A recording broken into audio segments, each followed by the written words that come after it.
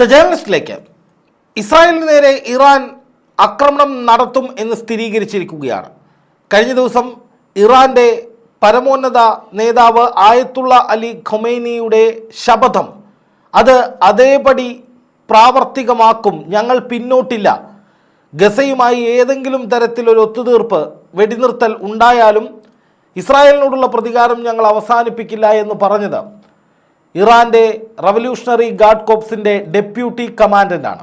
അതോടുകൂടി അന്താരാഷ്ട്ര മാധ്യമങ്ങൾ ഉറപ്പിച്ചു ഉടൻ തന്നെ ഒരു യുദ്ധം ഉണ്ടാകുമെന്ന്. ആ യുദ്ധത്തിൻ്റെ സൂചനകൾ നൽകിക്കൊണ്ട് എയ്ലാത്ത് തുറമുഖത്തിലേക്ക് ഹൂത്തികളുടെയും ഹിസ്ബുള്ളയുടെയും ഒക്കെ സംയുക്ത ഡ്രോൺ ആക്രമണം ഉണ്ടായി. അതുപോലെ തന്നെ ഏതാണ്ട് 2600-ലധികം പുതിയ നവീനമായ ആയുധങ്ങൾ ഇറാൻ തങ്ങളുടെ ആയുധപ്പുരകളിൽ എത്തിച്ചു എന്ന ദൃശ്യങ്ങളും വാർത്തകളും പുറത്തു വന്നു.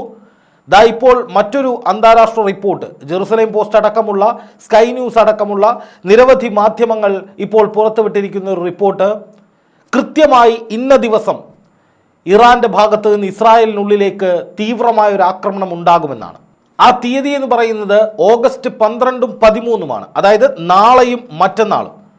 ആ ദിവസങ്ങളെന്ന് പറയുന്നത് ജൂതന്മാരെ സംബന്ധിച്ച്, ഇസ്രായേലിനെ സംബന്ധിച്ച് വളരെ വിശിഷ്ടമായ പരമപ്രധാനമായ ഒരു ദിനമാണ്. ജൂയിഷ് ഡേ ഓഫ് ഡിസാസ്റ്റർ എന്നാണ് 2024 ഓഗസ്റ്റ് 12, 13 തീയതികളെ വിശേഷിപ്പിക്കുന്നത്.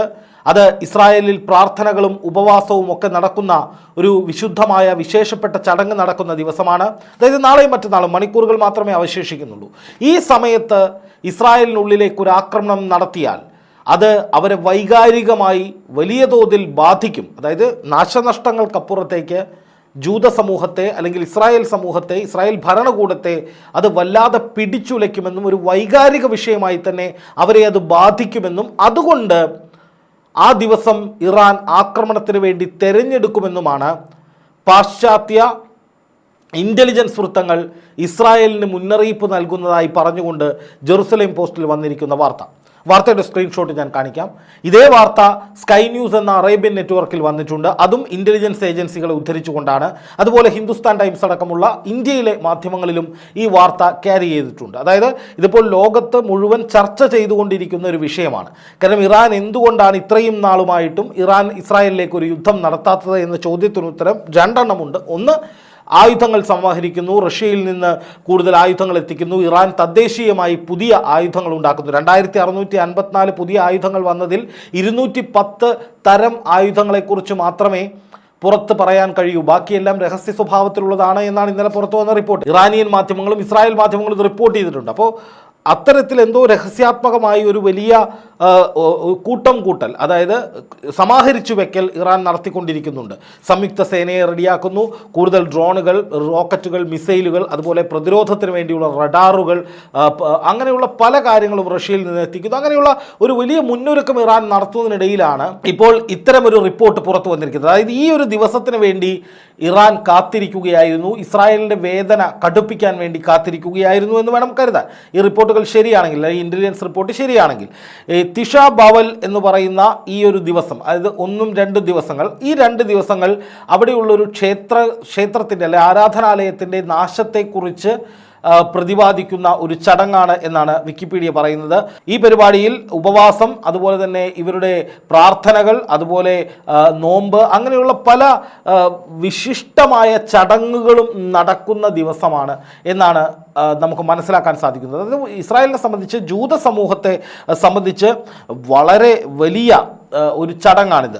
യഹൂദ ആരാധകർ ജെറുസലേമിലെ പഴയ നഗരത്തിൻ്റെ ഭിത്തിയിൽ ഉപവാസത്തിൻ്റെയും വിലാപത്തിൻ്റെയും ദിവസമായ ടിഷ ബിയവിൽ പ്രാർത്ഥിക്കാറുണ്ട് എന്നും നമുക്ക് ഗൂഗിൾ സെർച്ച് ചെയ്താൽ കാണാൻ സാധിക്കും. അതായത് ഇസ്രായേലിനെ സംബന്ധിച്ച് വളരെ വിശിഷ്ടമായ, യഹൂദരെ സംബന്ധിച്ച് വളരെ വിശിഷ്ടമായ ഒരു ദിവസമാണ്, ഒരു ഓർമ്മ പുതുക്കൽ ദിവസമാണ്, അവരെ സംബന്ധിച്ച് പ്രാർത്ഥനാ നിർഭരമായ ഒരു ദിവസമാണ്. അപ്പോൾ ആ ദിവസം തന്നെ ഇത്തരത്തിൽ ഒരു ആക്രമണം നടത്തുന്നത് അത് ഇസ്രായേലിന് വലിയ ദോഷം ചെയ്യും, അല്ലെങ്കിൽ അവരെ മാനസികമായി വൈകാരികമായി തകർക്കും. അതുകൊണ്ട് തന്നെ ഈ ദിവസം ആക്രമണത്തിന് വേണ്ടി തിരഞ്ഞെടുത്താൽ അത് കുറെ കൂടി ഇമ്പാക്റ്റ് ഉണ്ടാക്കുമെന്നാണ് ഇറാൻ കരുതുന്നത് എന്നാണ് ഇൻ്റലിജൻസ് ഏജൻസികൾ റിപ്പോർട്ട് ചെയ്യുന്നത് എന്ന് ജെറുസലേം പോസ്റ്റ് അടക്കം വന്ന വാർത്തയിൽ പറയുന്നുണ്ട്.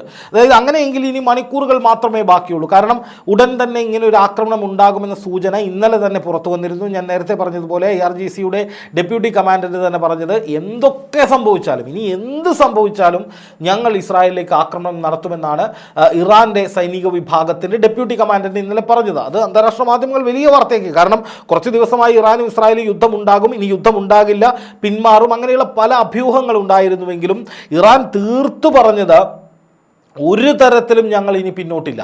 അതായത് ഗസയിൽ ഇസ്രായേൽ സൈന്യം വെടി നിർത്തിയാലും ഹമാസിൻ്റെ തലവൻ ഇസ്മായിൽ ഹനിയെ കൊലപ്പെടുത്തിയതിനുള്ള പ്രതികാരം ചെയ്യാതെ ഞങ്ങൾ പിന്നോട്ട് പോകില്ല എന്ന് ഇറാൻ ഇന്നലെ പ്രഖ്യാപിച്ചു. അത് കേരളത്തിൽ എത്ര മാധ്യമങ്ങൾ വാർത്തയാക്കിയെന്നറിയില്ല. കേരളത്തിലെ പല മാധ്യമങ്ങളും ഇപ്പോൾ സംഘപരിവാർ, വർഗീയ വിദ്വേഷ പ്രചാരകരെ ഒക്കെ തൃപ്തിപ്പെടുത്താൻ വേണ്ടി എന്തൊക്കെയോ അടിച്ചുവിടുകയാണ്. സത്യം പറഞ്ഞാൽ ഇസ്രായേലിന് വലിയ തിരിച്ചടികൾ കിട്ടിക്കൊണ്ടിരിക്കുന്നു എന്ന യാഥാർത്ഥ്യം ടൈംസ് ഓഫ് ഇസ്രായേൽ അടക്കമുള്ള ഇസ്രായേലിലെ മാധ്യമങ്ങൾ പോലും റിപ്പോർട്ട് ചെയ്തുകൊണ്ടിരിക്കുമ്പോഴാണ് ഇപ്പുറത്ത്, അതായത് നമ്മുടെ നാട്ടിൽ യാഥാർത്ഥ്യത്തിന് നിരക്കാത്ത പല കാര്യങ്ങളും വാർത്താ രൂപത്തിലൊക്കെ അടിച്ചുവിടുന്നത്.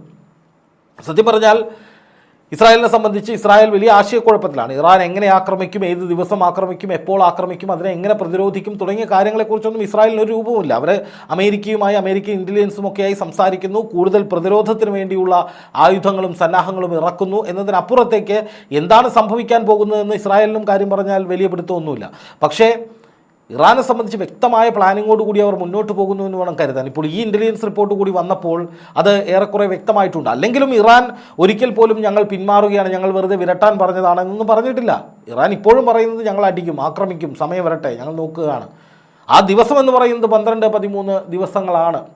അതായത് ഇസ്രായേലിൽ ഏറ്റവും വിശിഷ്ടമായവർ ആരാധിക്കുന്ന ഒരു ദിവസം, അല്ലെങ്കിൽ അവർ പ്രാർത്ഥനയും ഉപവാസവും ഒക്കെയായി നിൽക്കുന്ന ഒരു ദിവസം ഈ ആക്രമണത്തിന് തിരഞ്ഞെടുത്താൽ ഗസയിലെ ആ വൈകാരികതയ്ക്ക്, അല്ലെങ്കിൽ ഇസ്മായിൽ ഹനിയ എന്ന ഹമാസിൻ്റെ തലവനെ കൊലപ്പെടുത്തിയ, ഇറാൻ്റെ അതിഥിയായി വന്ന ആ തലവനെ കൊലപ്പെടുത്തിയ നടപടി ഇറാൻ ഉണ്ടാക്കിയ വൈകാരികമായ വിഷമം അത് അതേപോലെ തീർക്കാൻ ഈ ദിവസം ഉപകരിക്കും എന്ന് ഇറാൻ കരുതുന്നതായാണ് ഇൻ്റലിജൻസ് റിപ്പോർട്ട് വന്നിരിക്കുന്നതെന്ന് സ്കൈ ന്യൂസും ജെറുസലേം പോസ്റ്റൊക്കെ റിപ്പോർട്ട് ചെയ്യുകയാണ്.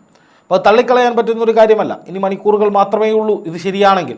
അങ്ങനെ ഒരു ആക്രമണത്തിൽ ഇറാൻ മുതിരുകയാണെങ്കിൽ മണിക്കൂറുകൾ മാത്രമേ ഉള്ളൂ. അതിൽ തന്നെ ഏറ്റവും പ്രധാനപ്പെട്ട ഒരു കാര്യം ഈ റിപ്പോർട്ടിൽ തന്നെ പറയുന്നത് ഹിസ്ബുള്ളയാണ് ഈ ദിനത്തിലെ ആക്രമണങ്ങളെ ഏകോപിപ്പിക്കുക എന്നുള്ളത്. അതായത് ലെബനനിൽ നിന്നുള്ള ഒരു ആക്രമണമായിരിക്കും ഏറ്റവും ആദ്യം ഇസ്രായേലിലേക്ക് ഉണ്ടാവുക എന്നുകൂടി ഈ ഇൻ്റലിജൻസ് റിപ്പോർട്ടിൽ ഉണ്ട് എന്ന് പറഞ്ഞു വയ്ക്കപ്പെടുന്നു. അങ്ങനെയെങ്കിൽ ഇസ്രായേലിനുള്ളിൽ ആഘാതങ്ങൾക്കുള്ള സാധ്യതകൾ വളരെയേറെയാണ്. കാരണം ഇസ്രായേലും ഈ പറയുന്ന ലെബനനും തമ്മിലുള്ള ദൂരം വളരെ ചെറുതാണ്, വളരെ കുറവാണ്. ഇപ്പോൾ ഗസയിൽ നിന്നുള്ള ദൂരമൊന്നുമല്ല, വളരെ അടുത്താണ്. ഏതാണ്ട് 100 കിലോമീറ്ററിൽ താഴെയുള്ളൂ.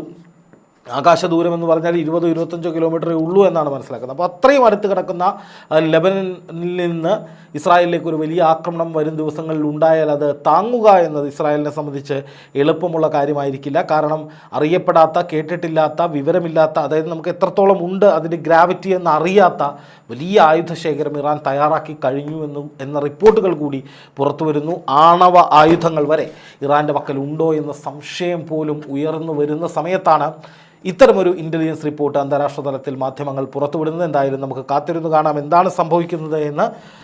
യുദ്ധമില്ലാത്തൊരു നല്ല നാളെ ഉണ്ടാകട്ടെ എന്ന പ്രത്യാശ മാത്രം മനസ്സിലുണ്ട്. പക്ഷേ അത് പ്രാവർത്തികമാകാനുള്ള സാധ്യത വളരെ കുറവുമാണ്.